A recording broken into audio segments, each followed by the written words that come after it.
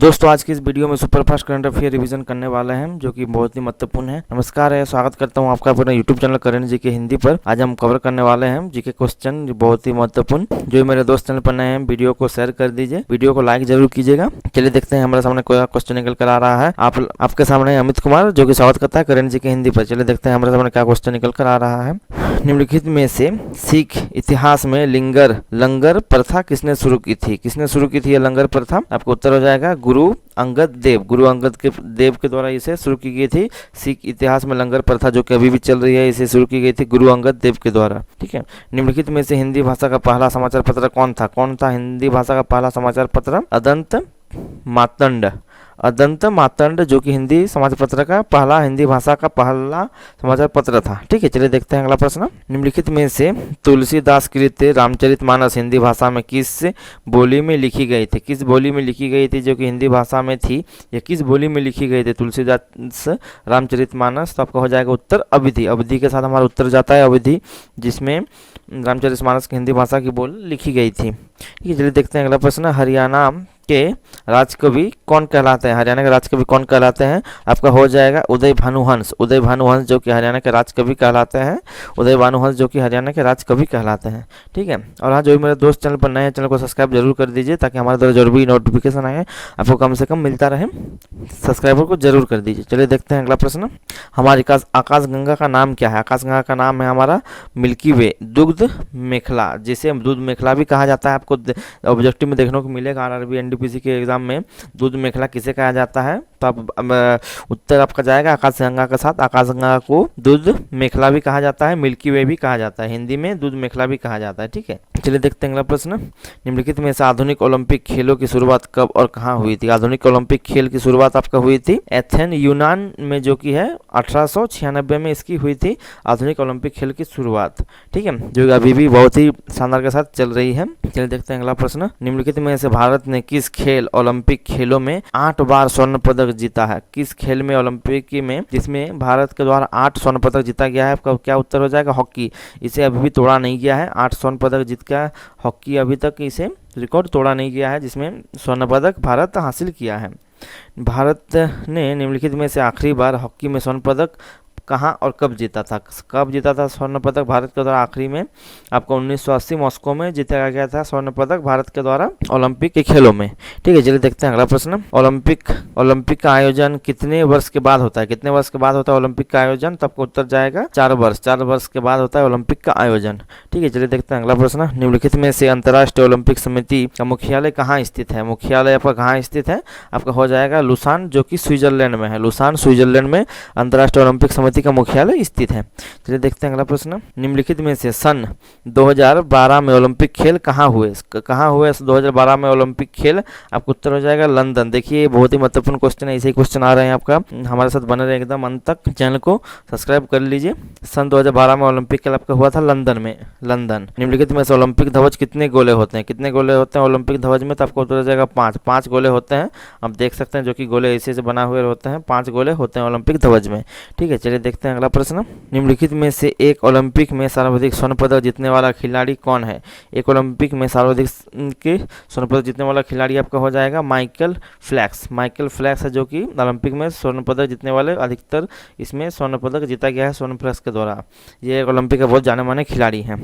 निम्नलिखित में से सन 2012 में ओलंपिक खेल में कांस्य पदक जीतने वाली पहली साइना नेहवाल का संबंध किस खेल से है? साइना नेहवाल का संबंध आप जान सकते हैं। साइना नेहवाल, सानिया मिर्जा नहीं बोला गया है, साइना नेहवाल बोला गया। इसके खेल संबंध किस खेल से है? तो आपका उत्तर जाएगा बैडमिंटन के साथ सानिया नेहवाल का संबंध जाता है। ठीक है। चलिए देखते हैं अगला प्रश्न।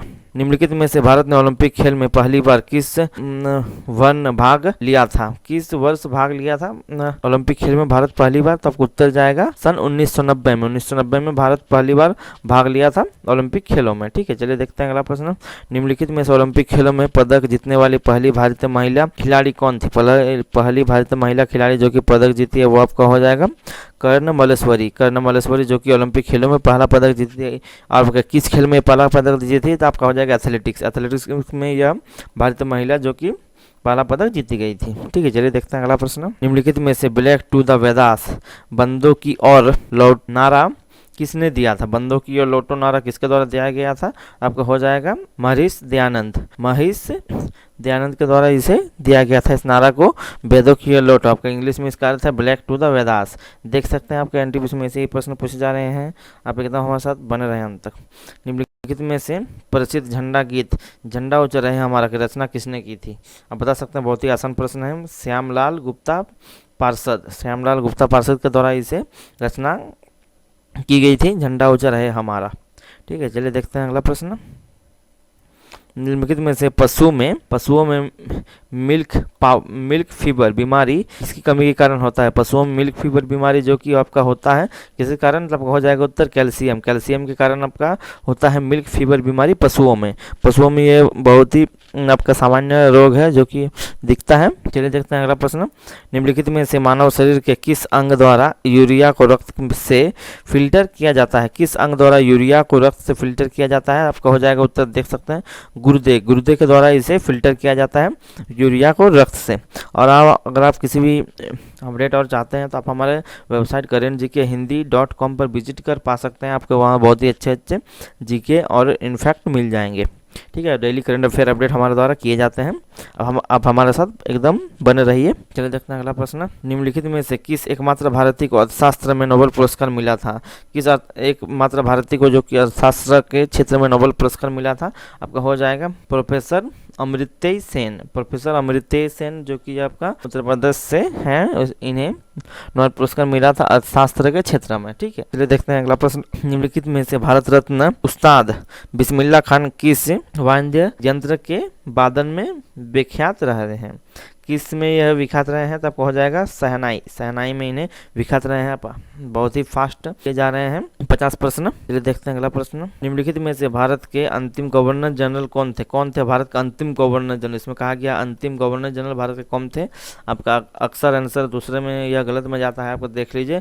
श्री राजगोपालचारी जो कि अंतिम गवर्नर जनरल थे भारत की ओर से। ठीक है, उसके बाद गवर्नर जनरल का पद हटा दिया गया है। निम्नलिखित में से भिलाई इस्पात संयंत्र का निर्माण किस देश के सहयोग से किया गया है? भिलाई इस्पात संयंत्र का निर्माण का हो जाएगा रूस देश के सहयोग से इसे किया गया है, भिलाई इस्पात संयंत्र का निर्माण। देखते हैं अगला प्रश्न। निम्नलिखित में से उत्तरी ध्रुव में भारत के अनुसंधान केंद्र का नाम क्या है? उत्तरी ध्रुव में जो कि भारत का अनुसंधान केंद्र है उसका नाम क्या है? आपका हो जाएगा हिमाद्री नाम है जो कि अनुसंधान केंद्र का नाम है। उत्तरी ध्रुव में इसे स्थापित किया गया है। निम्नलिखित में से विश्व में माउंट एवरेस्ट पर चढ़ने वाली प्रथम महिला कौन थी? माउंट एवरेस्ट पर चढ़ने वाली देख लीजिए, प्रथम महिला कौन थी? तो आपका हो जाएगा जापान की यह महिला थी जुनको तबाई जो कि ये जापान की महिला थी। माउंट एवरेस्ट में इनके द्वारा पहला चढ़ा गया था। ठीक है, चलिए देखते हैं अगला प्रश्न। निम्नलिखित में से पीलिया किस अंग का रोग है? पीलिया किस अंग का आपका रोग है? आप देख सकते हैं यकृत या लीवर, यकृत से या लीवर से आपका होता है संबंध। पीलिया का रोग अगर होता है तो आपका यकृत और लीवर से, मनुष्य के शरीर से इसे यहाँ से उनका शुरू होता है। ठीक है, चलिए देखते हैं अगला प्रश्न। निम्नलिखित में से द्रव सभी दिशाओं के समान दाब पारित करता है, यह कथन किसका है? द्रव आप देखते हैं एक किसी भी चुंबक कोई भी दिशा में वह पारित करता है, आपका यह कथन किसका है, किससे संबंधित है? पास्कल का नियम से यह संबंधित है। द्रव की सभी दिशाओं में समान दाब पारित होता है, यह कथन आपका है पास्कल के यह नियम में इसे शामिल किया गया है। तो देखते हैं अगला प्रश्न। निम्नलिखित में से क्लोरोफिल का खनिज घटक क्या है? क्लोरोफिल का खनिज घटक आपका क्या है? आपका हो जाएगा उत्तर जाएगा मैग्नीशियम क्या है खनिज घटक? क्लोरोफिल। ठीक है, चलिए देखते हैं अगला प्रश्न। एलपीजी गैस क्या होता है? एलपीजी गैस आपका जो कि लिक्विड पेट्रोलियम गैस है, यह आपका होता है ब्यूटेन आपका एलपीजी गैस का। निम्नलिखित में से किसे सर्वप्रथम अशोक के अभिलेख में पढ़ा? अशोक का अभिलेख ने सर्वप्रथम किसे पढ़ा? तब देख सकते हैं जेम्स प्रिंसेप है जो कि अशोक के अभिलेख को पढ़ा गया है। जेब प्रिंसेप के द्वारा अशोक के अभिलेख को पहली बार पढ़ा गया है। निम्नलिखित में से किस बौद्ध भिक्षु के प्रभाव में अशोक ने बौद्ध धर्म ग्रहण किया? किस के द्वारा इन्हें यह कहा गया था, किसके प्रभाव में यह अशोक के द्वारा बौद्ध धर्म का ग्रहण किया गया है? तो आपका हो जाएगा उपगुप्त के द्वारा इसके प्रभाव के कारण अशोक ने बौद्ध धर्म का ग्रहण किया गया है। ठीक है, आप देख सकते हैं। देखते हैं अगला प्रश्न। निम्नलिखित में से कौन सा मुगल बादशाह अशिक्षित था? आप देख सकते हैं, आपको उत्तर हो जाएगा अकबर जो कि मुगल बादशाह थे, जो मुगल शासकों में वह ही एक अशिक्षित थे। निम्नलिखित में से अमृतसर शहर की स्थापना किसके द्वारा की थी? कौन की थी अमृतसर शहर की स्थापना? आपका हो जाएगा गुरु रामदास। गुरु रामदास के द्वारा अमृतसर शहर की स्थापना की गई थी। अमृतसर शहर जहाँ पे आपका स्वर्ण मंदिर गोल्डन टेम्पल है, ये आपका हो जाएगा, ये है कहाँ? ये पंजाब में है। ये देखते हैं अगला प्रश्न। निम्नलिखित में से गदर पार्टी का संस्थापक कौन था? निम्नलिखित में से गदर पार्टी का संस्थापक था आपका लाला हरदयाल, जो कि गदर पार्टी का संस्थापक था। निम्नलिखित में से सबसे प्राचीन वेद कौन सा है? सबसे प्राचीन वेद आपका हो जाएगा ऋग्वेद। ऋग्वेद सबसे प्राचीन वेदों में से एक माना जाता है, ऋग्वेद, जो कि एक सबसे प्राचीन वेद है। निम्नलिखित में से हिंदी भाषा की लिपि कौन सी है? आप देख सकते हैं हिंदी में से हिंदी भाषा की लिपि आपका हो जाएगा देवनागरी। हिंदी भाषा की लिपि आपका देवनागरी है। तो मेरे दोस्त, जिसे भी चैनल का वीडियो अच्छा लगे, वीडियो को लाइक कर वीडियो को जरूर शेयर कीजिए और हम चैनल को सब्सक्राइब कर दीजिए, ताकि हमारे द्वारा जो भी नोटिफिकेशन आए वो कम से कम मिलता रहे। मिलते हैं आपसे अगले वीडियो में। धन्यवाद। जय हिंद।